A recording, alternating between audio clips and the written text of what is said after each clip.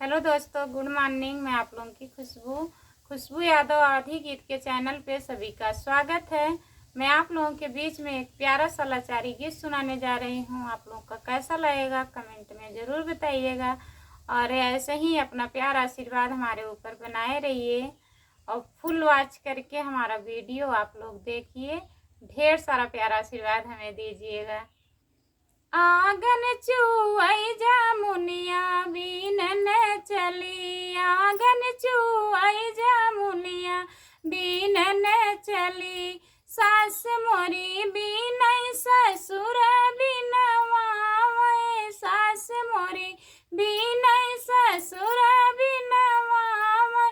सैया मारै सनकारी भीतर चली, सैया मारै सनकारी भीतर चली।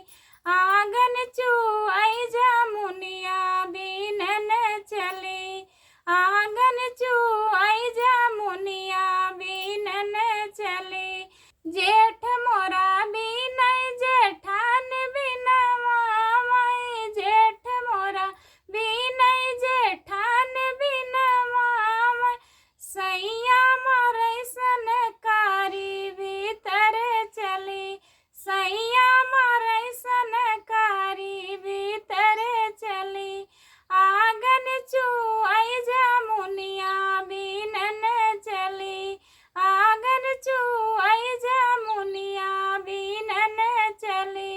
देवर मोरा बीनई देवरान बिनवावै, देवर मोरा बीनई देवरान बिनवावै।